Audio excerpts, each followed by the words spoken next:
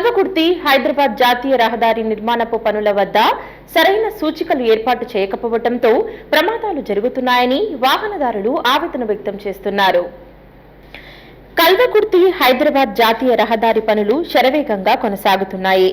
ఇందులో భాగంగా పలు ప్రాంతాలలో బ్రిడ్జి నిర్మాణాలు, ఇతర పనులు చేపట్టారు.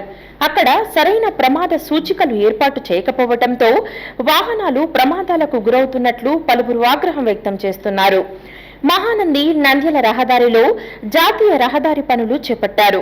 అందులో భాగంగా సుగాలి మెట్ట వద్ద బ్రిడ్జి నిర్మాణం వద్ద ఎటువంటి ప్రమాద సూచికలు ఏర్పాటు చేయకపోవడంతో బొలెరో వాహనం బ్రిడ్జి గుంతలో పడి డ్రైవర్కు గాయాలైన సంఘటన ఇటీవల జరిగింది.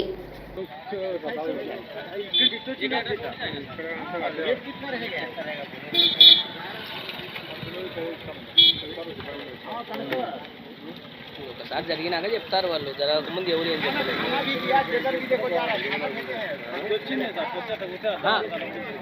అంత లేదు, కంట్రోల్ అయిందో కంట్రోల్ కాలేదో కానీ తెలియదు. కానీ అదే అదే అదే ఎగిరి అదేవిధంగా బండి ఆత్మకూరు వద్ద రోడ్డు నిర్మాణం పనులు చేపట్టారు. మండల ప్రజా పరిషత్ కార్యాలయం ఎదుట నంద్యాల నుండి ఆత్మకూరు వైపు వెళ్తున్న ఆర్టీసీ బస్సును ట్రాక్టర్ ఢీకొట్టింది. దీంతో వాహనాలు దెబ్బతిన్నాయి.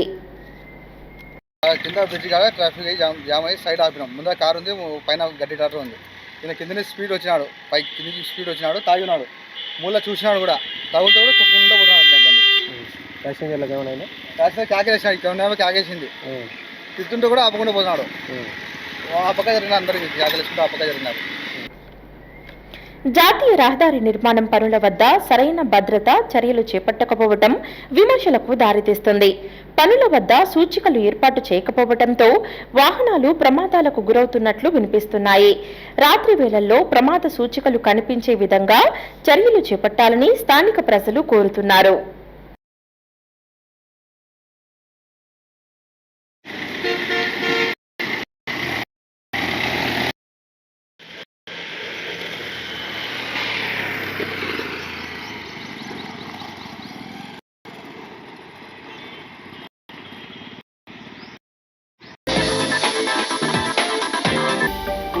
హలో అండి, నేను మీకు Rakshitha. Please to subscribe Nandyal communications.